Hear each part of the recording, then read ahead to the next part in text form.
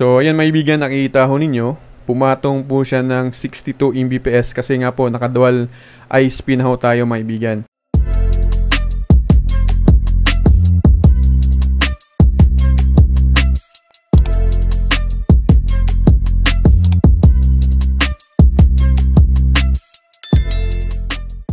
Mga kaibigan, magandang araw naman po sa ating lahat. Muli pong nagbabalik again ang inyong lingkod, Highlycom Works.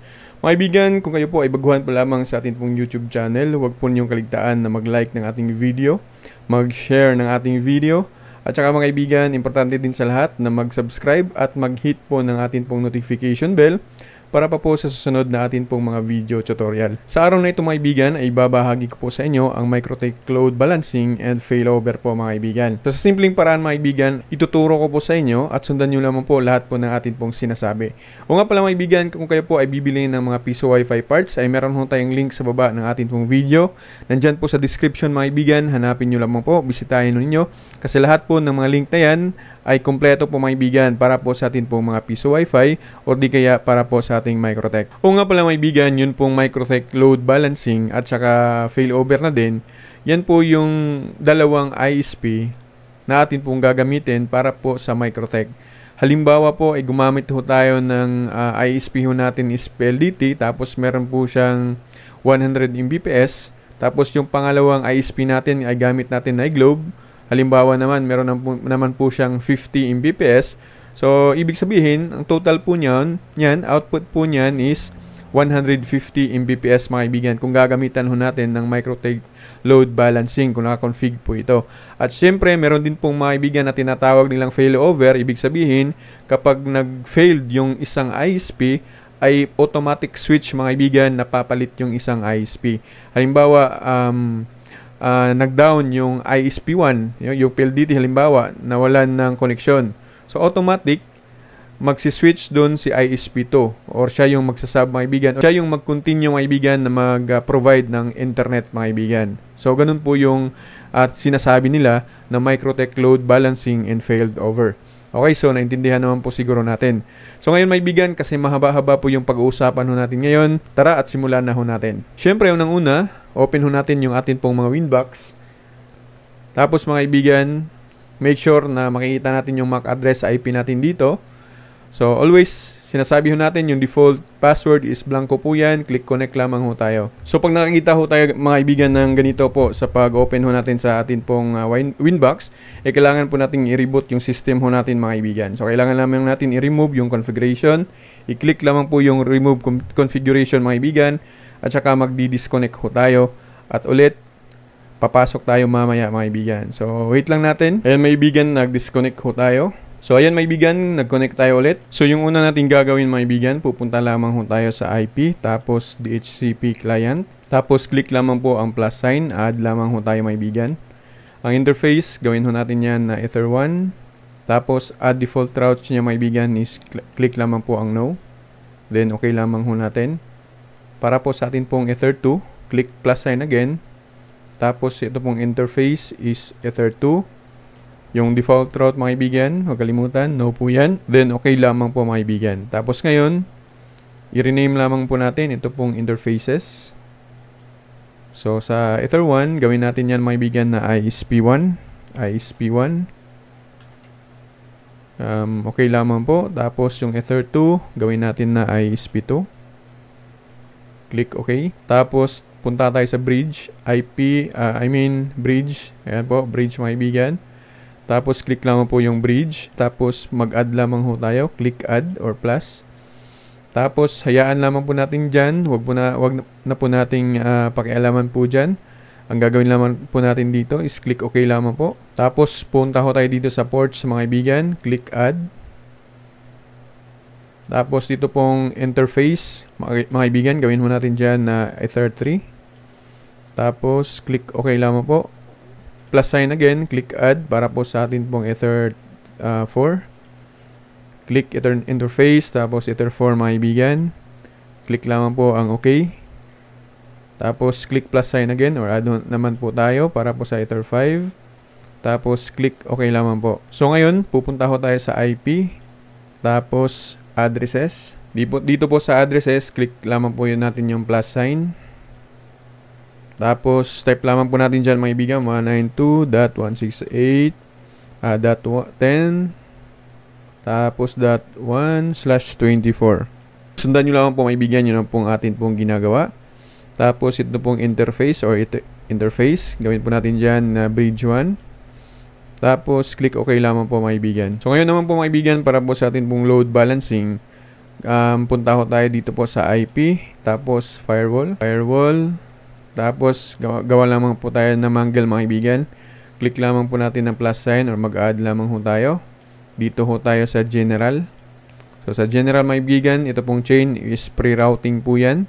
Tapos ito pong DST addresses ay kukunin po natin to sa atin pong ISP1. So ito po mga kaibigan sa ISP1. Lagay lang po natin dyan, 192.168.0.0/24. Lagay natin dyan, mga kaibigan, /24. Tapos, yun pong in-interface po natin, mga kaibigan. Lagay natin dyan, bridge 1. Tapos, punta ho tayo dito po sa action tab. Ito, mga kaibigan, action tab. So, ayan, remain accept yung action. Tapos, click apply lamang ho natin. Tapos, copy natin, mga kaibigan, para sa ISP2. So, general, pre-routing pa din po yan. So, DST addresses ho natin. Ito po, 192.168.254.0/24. Yung in-interface natin ay ganun pa din po, mga kaibigan, bridge 1. So, click apply lamang natin, then okay. So, again, mga kaibigan, mag-add naman ho tayo.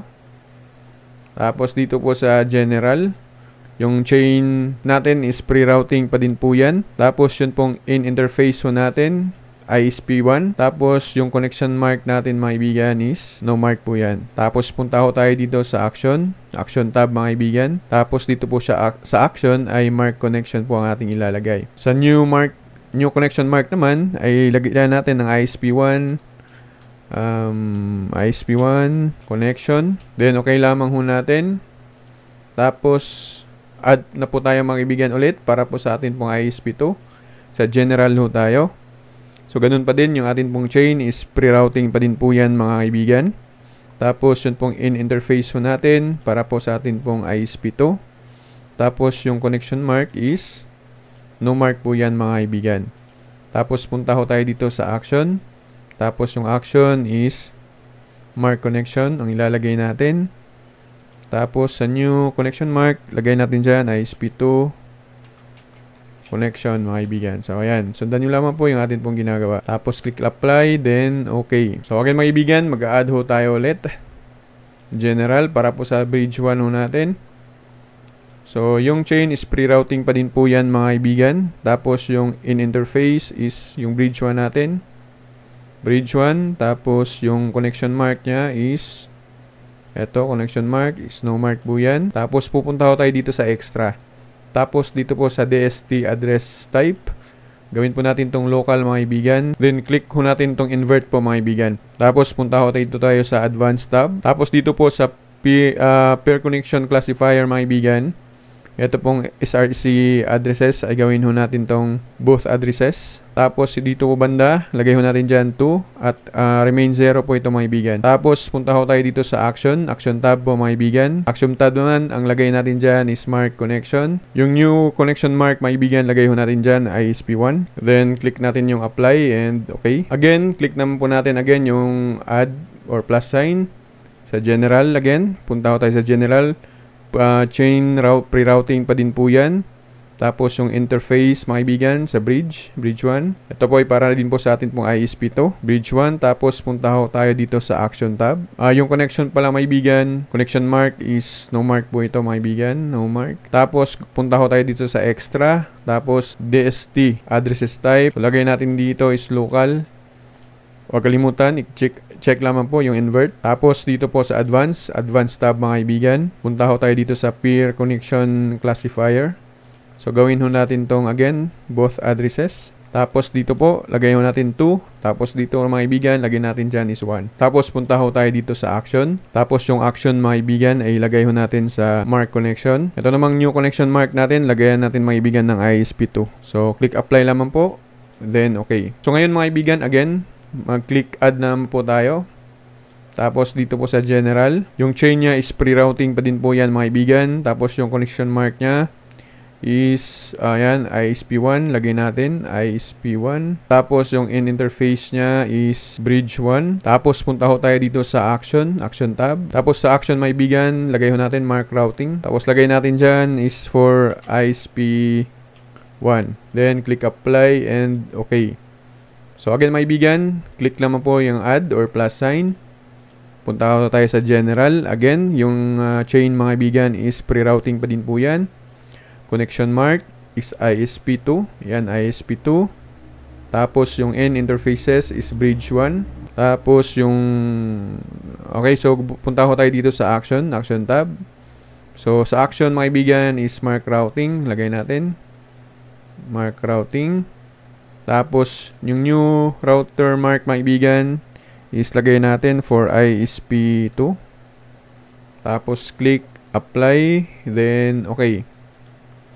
So ayan, for final rule sa Mangle mga kaibigan, click again plus sign or add naman po tayo. Tapos punta tayo sa general.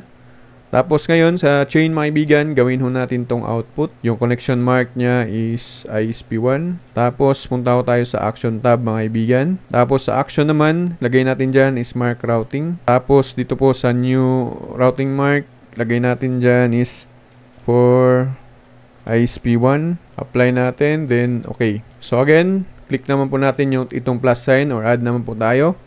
Punta ko tayo dito sa general. Yun pong output mga kaibigan is, chain nga pala is gawin natin yung output. Tapos yung connection mark, ISP2. Tapos punta ko tayo dito sa action. Action tab mga kaibigan, yung pong action. Lagay ho natin dyan, mark routing. Tapos sa new routing mark mga kaibigan, lagay po natin dyan for ISP2. Tapos, click apply, then okay lamang po mga kaibigan. So, sundan nyo lang po mga kaibigan, yun pong atin pong ginagawa. So, next natin gagawin, pupunta ho tayo dito sa IP. Tapos, sa routes ho tayo, IP, tapos routes. Tapos, click lamang po tayo ng plus sign or add lamang ho tayo. So, sa gateway mga kaibigan, yung pong ISP1, yung pong gagamitin natin. So, yung gateway mga kaibigan, ito po yung gagamitin natin. 192.168.1.1. Tapos yung gateway mga kaibigan, check namin po natin dyan. Gawin nating ping po yan. Tapos yung routing mark nya for ISP1. Yan, for ISP1. Click apply lamang po, then okay. Again mga kaibigan, click plus sign. Same din po yung atin pong gagawin. Dito po sa gateway mga kaibigan, yung gagamitin natin dyan is yung ito po. Itong ISP2. So 192.168.254.1. Tapos yung check gateway mga kaibigan is ping pa din po yan. Tapos yung routing mark ho natin, lagay natin sa atin pong ISP2 for ISP2. Click apply lamang po natin. Tapos okay lamang po mga kaibigan. So again mga kaibigan, add naman po tayo ng another routes. Click plus sign lamang po. Tapos sa gateway ho natin, ganun pa din sa atin pong ISP1. 192.168.1.1. Tapos sa atin pong check gateway is ping po yan. Yung distance naman yung kaibigan, gawin po natin yan na 1. Tapos click apply lamang po, then okay. Again, mag-add naman po tayo, plus sign. Tapos itong para po sa atin pong ISP2. So gagamitin natin yung pong IP address ng atin pong ISP2. So 192.168.254.1. Tapos yung gateway natin mga kaibigan is ping pa din. Tapos yung distance niya po is 2. Click apply lamang po mga kaibigan. Tapos okay. Tapos ngayon mga kaibigan, ang next natin na gagawin ay pupunta lamang ho tayo sa IP. Tapos firewall. Sa NAT ho natin mga kaibigan. Dito po sa NAT. Click lamang po natin yung plus sign or mag-add lamang ho tayo. Yung out general mga kaibigan, yung pong out interface ho natin. Lagay ho natin dyan is ISP1. Tapos punta ho tayo sa action tab.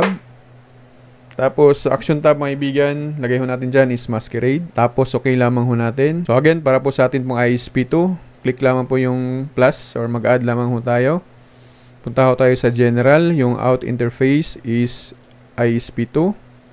Tapos punta ho tayo sa action. Ito po sa action is lagay natin dyan mga kaibigan, masquerade. Tapos click OK lamang po mga kaibigan. Tapos ngayon naman po, malapit na po tayong matapos. Punta ho tayo sa IP.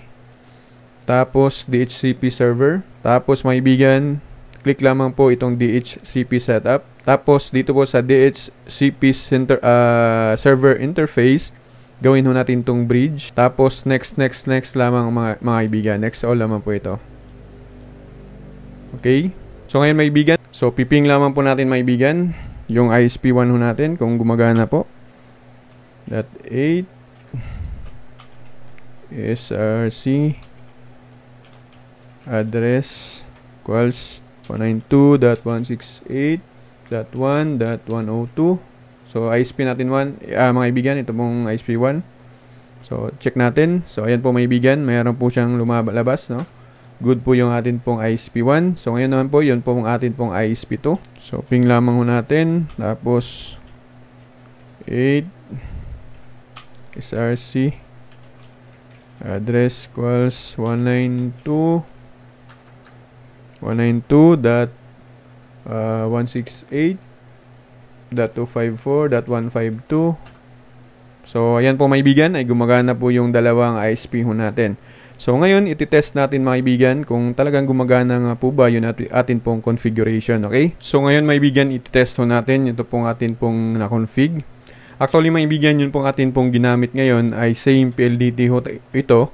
Pagkatapos ay iba-iba po yung router na ginamitan ko mga kaibigan kasi nga po nakaka-PPUE ho ito. So i-test ho natin muna, check natin itong ISP1 kung ilan yung Mbps na makukuha natin dyan. X muna natin yung ISP2 mga kaibigan. So try natin na mag-fast.com.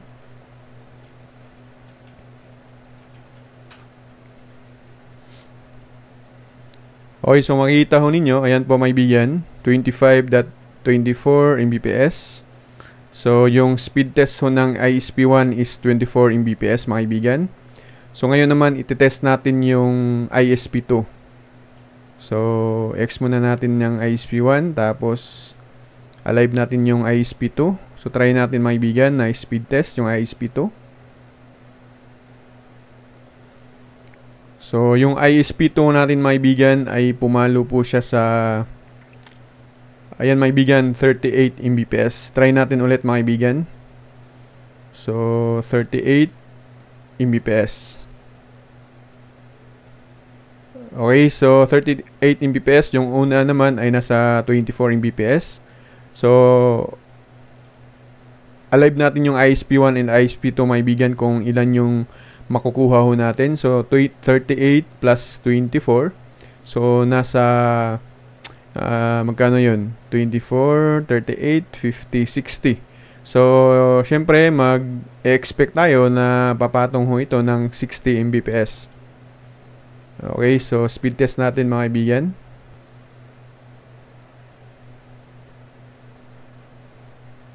So ayan mga kaibigan, nakikita ho ninyo, pumatong po siya ng 62 Mbps kasi nga po nakadual ISP na ho tayo mga kaibigan. So ulitin ho natin. Okay, so 61 Mbps. Nakita nyo naman po yung ISP2 40, tapos yung ISP3 is 25. So nasa 61 po siya mga kaibigan. So yan po mga kaibigan, ang configuration ho natin ay successful ho tayo. So again, yun pong sinasabi natin na load balancing ng Microtech. Dalawa po ang ISP ho nito. Pagkatapos mga kaibigan, kapag nag-failed po yung isang ISP, pag nawala po yun, so ISP2 ay tuloy-tuloy po yan mga kaibigan. Automatic mga kaibigan na magsiswitch ang bawat isa sa kanila kung sino man po yung mawalan ng internet. So ganyan lang po mga kaibigan, kasimple yun pong atin pong pag-config ng Microtech load balancing and failed over po mga kaibigan. Again mga kaibigan, kung kayo po ay hindi pa po nakasubscribe sa ating YouTube channel mga kaibigan, at saka pahit na din po ng atin pong notification bell para po ma-notify ho kayo sa susunod po ng atin pong mga video tutorial. Again and again, magandang araw po sa inyong lahat and God bless us all.